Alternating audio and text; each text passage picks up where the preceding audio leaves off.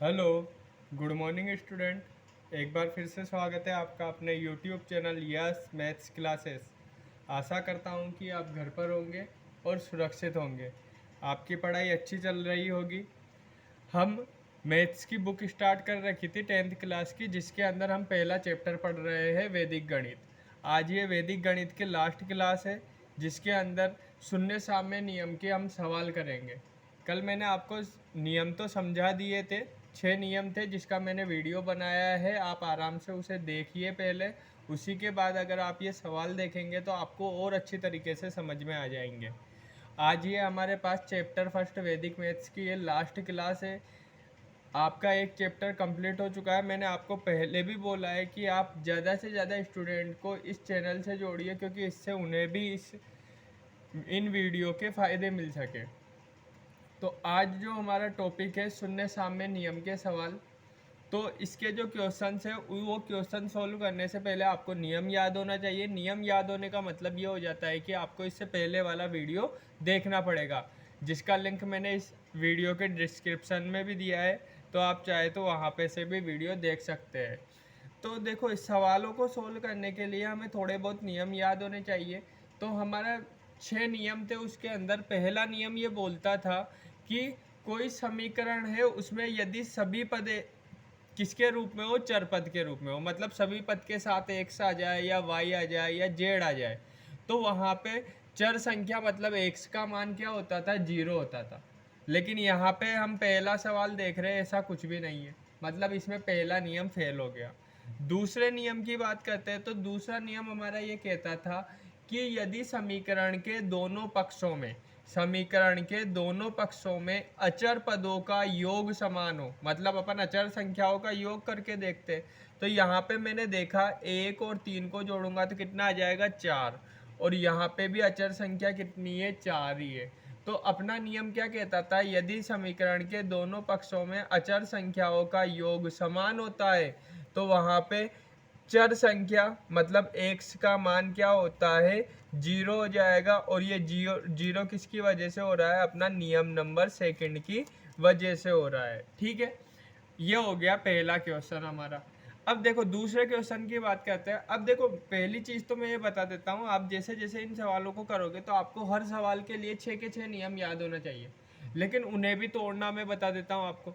जैसे पहला नियम था, देखो दो नियम, शुरू के जो 2 नियम है ना, ये दोनों नियम बिना बटा बटी की संख्याओं के।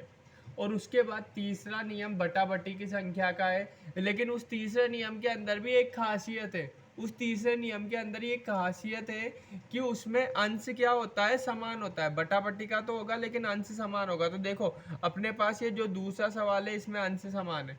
तो अपना नियम नंबर थर्ड क्या कहता है, अपन इसे नियम थर्ड के हिसाब से सोल्व करेंगे। अपना नियम नंबर थर्ड क्या कहता है, यदि समीकरण भिन्न के रूप में हो और उसका अंश समान हो तो हरों का योग करके उसे शून्य के बराबर रख देते हैं उस योग को। तो x+4 प्लस x-6, और इसको जोड़ के मैंने शून्य के बराबर रख दिया। शून्य के बराबर रखकर चर संख्या का मान निकाला जाता है। तो x और x को जोड़ा, 2x। 4 में से 6 जाएंगे तो कितने बच जाएंगे, -2, क्योंकि माइनस के 6 बड़े हैं। ये माइनस का 2 इधर गया तो काय का हो गया, प्लस का 2। और ये 2 गुणा के रूप में इधर जाएगा तो भाग के रूप में बदल जाएगा। 2 में 2 का भाग देंगे तो कितना आ जाएगा, x का मान 1 आ जाएगा। इस तरीके से ये क्वेश्चन सोल्व हो गया। ये नियम नंबर थर्ड के हिसाब से सोल्व हुआ है। आप नियम पढ़िए, आपको बहुत अच्छी तरीके से समझ में आएंगे ये सवाल। इसके बाद तीसरे क्वेश्चन की बात करते हैं। इसके अंदर भी देखो वही बटा बटी की संख्या है, अंश समान है, तो हम हरों का योग करेंगे जैसे इसके अंदर किया है और उसे शून्य के बराबर कर देंगे। ये वाला सवाल आप खुद सोल्व कीजिए। इसके बाद बात आती है चौथा सवाल। चौथा सवाल हमें क्या कहता है, देखो तीसरा नियम तक तो ये था कि अंश समान होना चाहिए। अब इसमें तो अंश भी समान नहीं है, मतलब 3 नियम तक अपन बात ही नहीं करेंगे। अपन बात करेंगे अब चौथे नियम की। चौथा नियम हमें क्या कहता था, यदि समीकरण के दोनों पक्षों में अंशों का व हरों का योग क्या हो, बराबर हो। मतलब अंश का अलग से योग करेंगे और हर का अलग से योग करेंगे। तो देखिए योग करके देख लेते हैं अपन। अंश का योग, तो देखो 2x और 2x कितना हो जाएगा, 4x। 4 और 1 कितना हो जाएगा, 5। फिर उसके बाद हर का भी योग कर लेते हैं। तो 2x और 2x कितना हो गया 4x, एक और एक कितना, 4 कितना हो गया 5। तो अंश और हर का योग बराबर होता है, तो किसी भी एक योग को क्या करते हैं, शून्य के बराबर रखकर x का मान निकाल लेते हैं। तो ये प्लस का 5 उधर गया, काय का हो गया माइनस का 5। 4 गुणा के रूप में इधर जाके भाग के रूप में बदल गया, तो x का मान कितना आ गया -5/4। ये हो गया आपका कौन से नियम से हुआ है ये वाला सवाल, तो ये वाला सवाल हुआ है हमारा नियम नंबर 4 से। ठीक है, इसके बाद पांचवा क्वेश्चन। तो देखिए सबसे पहले तो अपन देखो बटा बटी के दिख रहे हैं, अंश समान नियम, मतलब तीसरा नियम तो लगा नहीं सकते अपन, चौथा नियम लगाते हैं। तो अंश का योग कर लेते हैं, 5 और 1 6x, 7 और 1 8। देखो 2 और 3 5x, यहाँ पे 6x था, यहाँ पे 5x हो रहा है, मतलब अंश और हर का योग समान नहीं है, मतलब अपन इसमें नियम नंबर 5 लगाएंगे। तो नियम नंबर 5 क्या कहता है हमें कि यदि समीकरण के एक पक्ष में अंश व हर का योग, मतलब एक पक्ष का योग करना है, मतलब LHS का योग करना है अपन को, तो 5 और 2 7x, 7 और 1 8, है ना। इसके बाद RHS का भी योग करेंगे, तो 1 और 3 नहीं, योग नहीं करते, एक से मैंने थोड़ा गलत कर दिया, यहाँ पे अंतर किया जाता है, एक पक्ष के अंश व हर का अंतर। तो 5 में से 2 जाएंगे तो कितना बच जाएगा 3x, 7 में से 1 गया तो कितना बच जाएगा 6।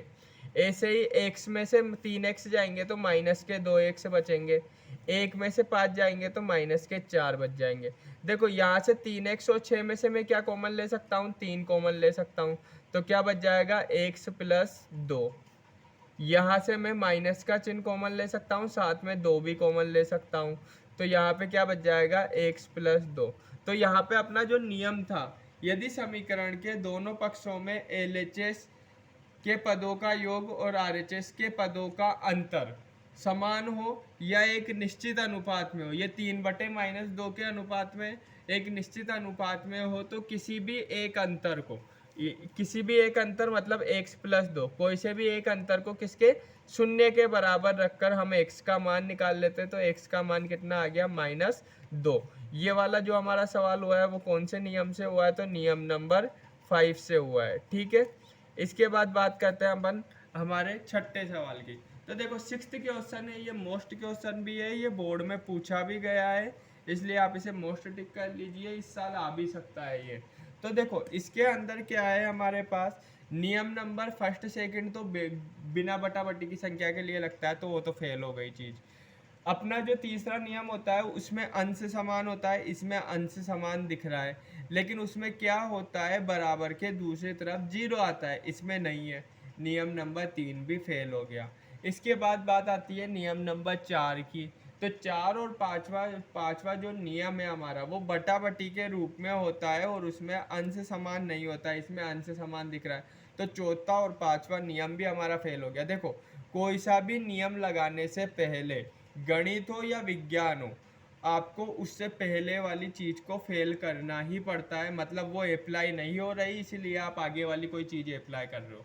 तो देखो बच्चों यहाँ पे बात समझना, अब हम छठा नियम लगाएंगे। हमारा छठा नियम क्या कहता है, यदि समीकरण के दोनों पक्षों में 2 या उससे अधिक पद हो तथा अंश समान हो, इसमें देखो 2 या उससे अधिक पद है दोनों पक्षों में और अंश समान है, तो हम क्या करते हैं दोनों पक्षों में अलग अलग हरों का योग करते हैं। तो LHS में हर का योग, तो LHS में मैंने हर का योग किया है, तो x और x कितने हो जाएंगे, ये 2x है ना, और 6 और 2 कितने हो जाएंगे 8।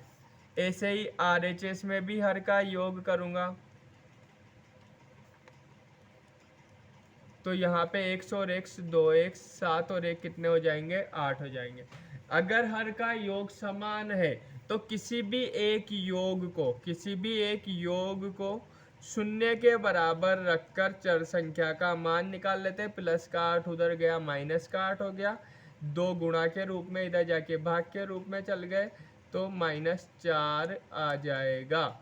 यही आपका आंसर हो जाएगा। ये आपके 6 नियम थे और ये 6 नियम के आधार पे मैंने सवाल करवा दिए। एक चीज़ बता देता हूँ मैं कि ये सारे क्वेश्चन आपके बुक के ही है, इसके अलावा भी 2-4 क्वेश्चन और है जो कि आप इन्हीं के आधार पे खुद सोल्व कीजिए, है ना। आपका चैप्टर फर्स्ट पूरी तरीके से क्लियर हो चुका है, मैंने हर क्वेश्चन करवाया है। जो नहीं हुआ है, अगर आपको कोई डाउट है, समझ में नहीं आ रहा है, तो आप मुझे टेलीग्राम के ऊपर मैसेज कर दीजिए या कमेंट बॉक्स में लिख दीजिए, मैं उसका रिप्लाई ज़रूर दूंगा। आप मेरा टेलीग्राम चैनल भी ज्वाइन कर सकते हैं, जो इसी चैनल यस मैथ्स क्लासेस के नाम से ही बना हुआ है। अगर वीडियो पसंद आता है तो वीडियो को लाइक ज़रूर कर दिया कीजिए, क्योंकि ये मेरे लिए मोटिवेशन होता है। साथ ही साथ में आप चैनल को सब्सक्राइब कर लीजिए। सभी स्टूडेंट्स को ये वीडियो शेयर कीजिए ताकि उन्हें भी इनके बेनिफिट मिल सके। Thank you.